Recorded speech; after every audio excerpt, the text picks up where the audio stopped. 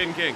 Yeah. You are 2-0 at the Montana's Brier. Take me through it. Yeah, dream start. We're getting used to the ice, we're getting used to the atmosphere, and we're starting to throw the rocks better and better each throw, so that's good. It looked like a lot of things went right in that game against Prince Edward Island. You were playing to tolerances, no real giant misses out there. Does it feel like it's a nice, tight, composed package?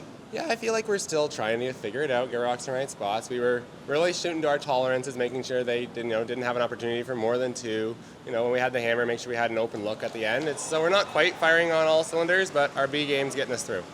How are the nerves out there? The nerves are good, actually. After the first game, we were a little anxious, but we're now comfortable, and all of our families are here cheering us on, and we're finding our groove out there. Now, I know you're the first black skip to ever play at the Montana's Brier, and I know that you're a champion for diversity and representation in curling. How important is that to you, being here? Yeah, that's extremely important to me. My dad flew in today, probably the first time he's been in a curling arena in a long time, and it's something special that we can, share with our family, but hopefully inspire other families to, get involved in curling and see curling as a spot for them. And your vice skip, Dylan Neapage, he uses is it an ear prosthetic? Yeah, cochlear implants. Okay. Do you think that he also embraces the role of, promoting that you can be differently abled and still achieve the highest ranks in curling? 100%. Dylan is very open and very honest about talking about his hearing impairment, and it hasn't really held him back, in terms of curling out here on the biggest stage, and it just really shows that you can really get out here, and if you put the work in, you can have the results regardless of where you start from. I know that you've got national level experience as a front-end player, but you transitioned to skipping, 2 years ago? Couple now. What inspired that? Yeah, I've played them all in juniors, and I got a good knack for leading, and then once I realized how to throw the last rock without throwing them all in the hacks, I thought I'd keep skipping, and it's kind of stuck ever since, and I'm really enjoying it out there. I know that you had an opportunity to come to the Montana's Brier in 2024, but an extra end loss to Glenn Howard at the Ontario Tankard. Did it feel like, as a younger skip, you got to take your lumps, and now that you're over the hump, you're here? Does it feel like you've achieved that? Yeah, it kind of felt like we were, the end of the world at the moment when you're a 21-year-old almost getting to go to the Brier, but we knew that if we kept putting the work in, we had a chance, and I know I said 2 years ago, we'll be back, and that one kind of came to fruition this year, and it's been awesome to see our hard work pay off. You got a big game tomorrow against the hometown favorite team. How do you approach that one?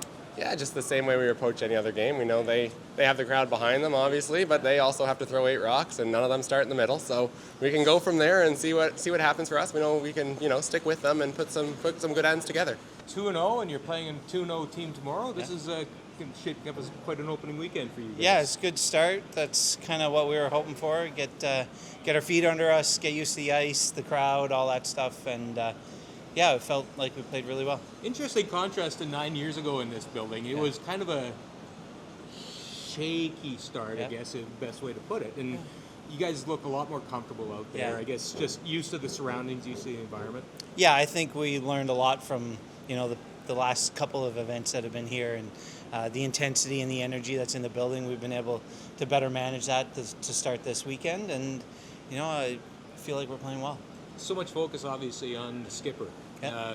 Let's ask you how you're dealing with all this. I mean, these are uncharted waters for you too. Yeah. I mean, I'm doing the best I can, just like everyone else.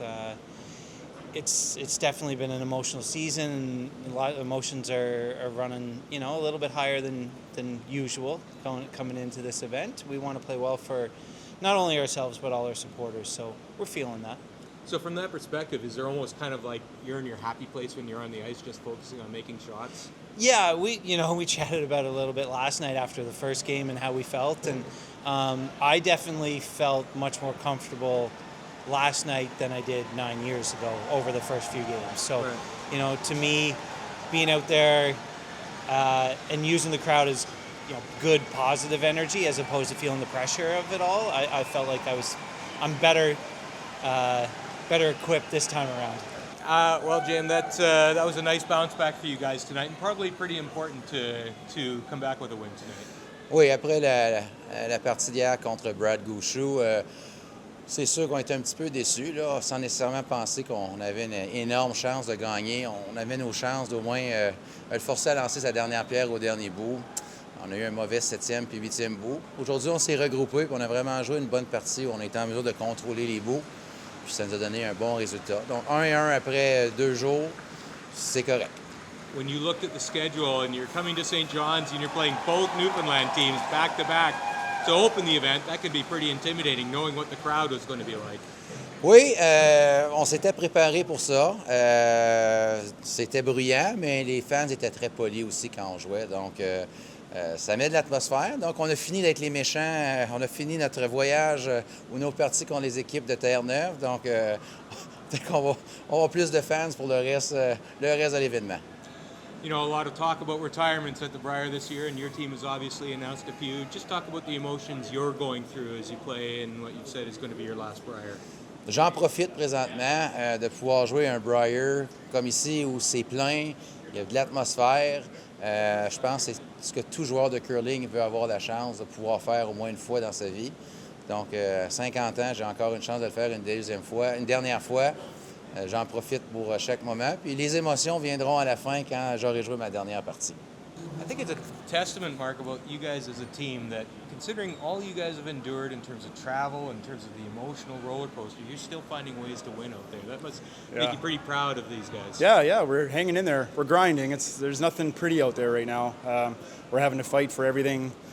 Getting a few key misses too, but we know we're going to have to play better than that as the week goes on here. But we're in there. We're finding ways to win, and we'll just get a little better every day.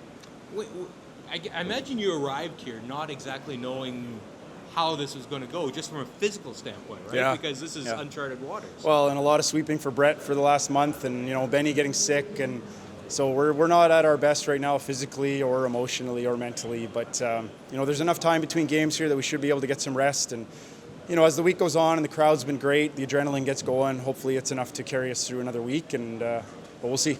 Well, there's some about this event too that can add a little bit of juice even when the tank is empty. Oh yeah, it's the Brier, right? And we won it last year, so we want to defend it the best we can and play well. And the juices will get flowing here. They're probably not there yet, but the schedule works for us, so we'll hang in there. And we know we're going to have to play some great teams and have to play better. But you're right, the tradition of the Brier and the history that we've had with it, you're certainly not going to go out there and give it a half effort.